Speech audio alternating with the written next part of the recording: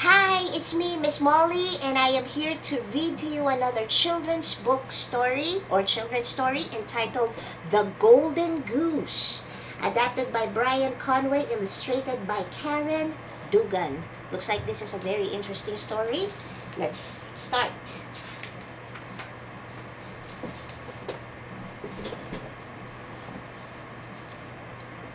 There was once a gentle boy called Samuel. He lived at the edge of the forest with his parents and two older brothers. His family often treated him poorly. They didn't know that he was capable of much greater things until the day he met a strange old man in the woods. That day began as Samuel's older brother went to cut wood. Their mother packed a nice sweet cake and a bottle of cider for her oldest son to take into the woods. Samuel stayed home and chopped nuts. In the woods, Samuel's brother came upon a little gray man. The man kindly bid him good day and said, "Will you share your meal with a tired old man? I am very hungry and thirsty." Samuel's brother yelled at the man. "If I share with you, I won't have enough for myself," he said. "Now out of my way."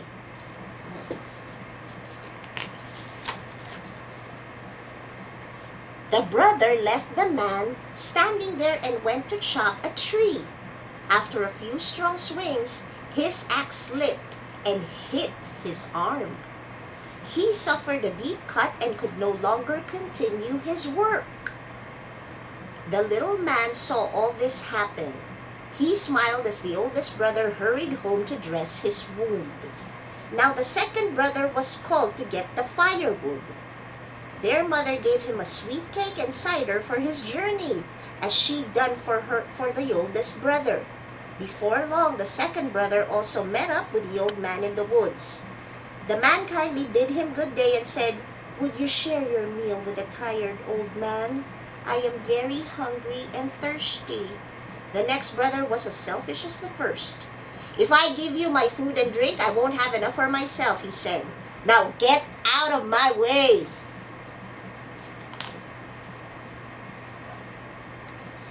The second brother walked away and found a tree to chop.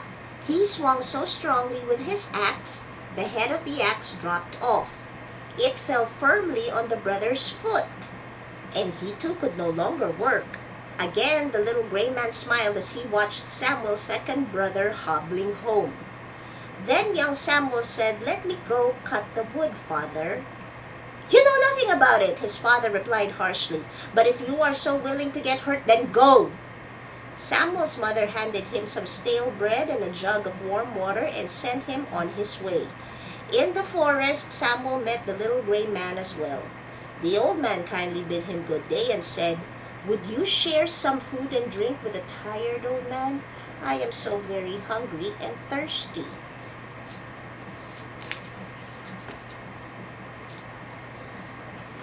"I have only stale bread and warm water," Samuel said, "but if you don't mind that, we can eat together."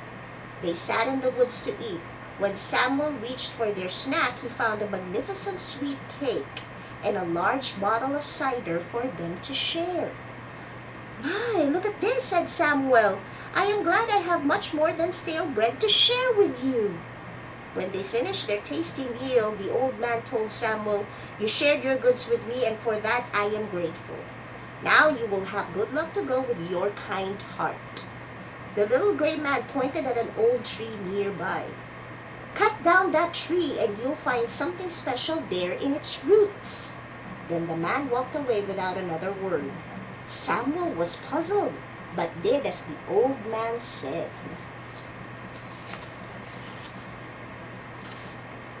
Samuel raised his axe and swiftly cut down the old tree.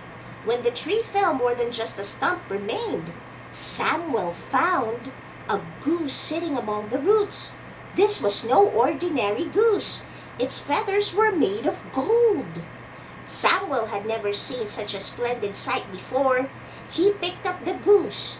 Sure enough, its feathers were pure gold. Samuel took the goose and hurried into town. He had to show this great goose to everyone he knew. Samuel beamed proudly as he carried his golden goose through the town. He passed an inn, and the innkeeper's 3 curious daughters came out to see the beautiful bird. Each of the 3 daughters wanted to take one of the goose's golden feathers to keep for her own. When Samuel stopped to show off the golden goose to the 3 sisters, the oldest sister tiptoed behind Samuel and tugged at the goose's wing. Her hand stuck there so tightly that she could not move it away. She waved to her sisters for their help. The sisters thought that together they could surely pluck out 3 gold feathers. They joined hands to pull. Instead, the 3 sisters found they were all stuck to each other. The sisters hushed their worried squeals and scurried behind Samuel, who never noticed the girls hanging on behind. Samuel, he marched for the next town to share his goose's beauty with anyone who wished to behold it. Samuel hurried through a field on his way to the next town. The 3 stuck girls followed closely behind. In the field, he passed a minister and his wife.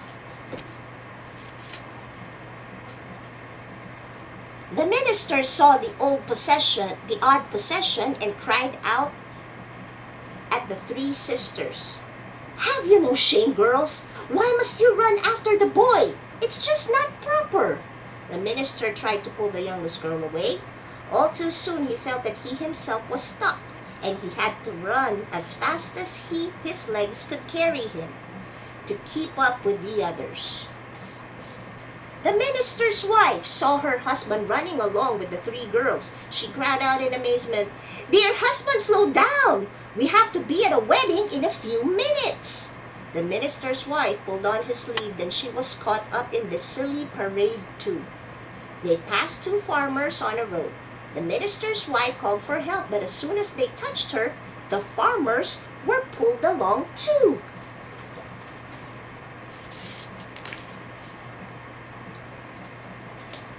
Samuel hurried into the next town with a curious party of 7 behind him. There, a king lived with his only daughter. The princess was so serious and solemn that it was believed she could not laugh. So the king set out a proclamation. Whoever made the princess laugh would have her hand in marriage. When Samuel heard about the princess, he took his golden goose to her.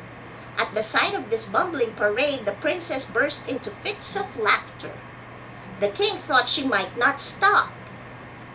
Samuel asked the princess to marry him, but before she could answer, the king stepped in. He did not want Samuel to marry his daughter, so he made up a list of conditions for Samuel. First, the king said, "Bring me a man who can drink a whole cellar full of cider, then a man who can eat a mountain of bread." Samuel thought of the little man in the woods and rushed off.